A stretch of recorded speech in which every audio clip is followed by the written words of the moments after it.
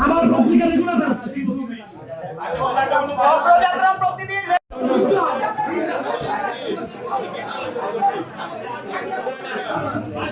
একটু কথা শুনুন এই মুহূর্তে কোনো যুক্তি দান করবেন না আপনাদেরকে সুযোগ দেওয়া শুনছি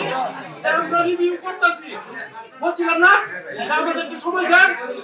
আপনারা কি সেটা বলছেন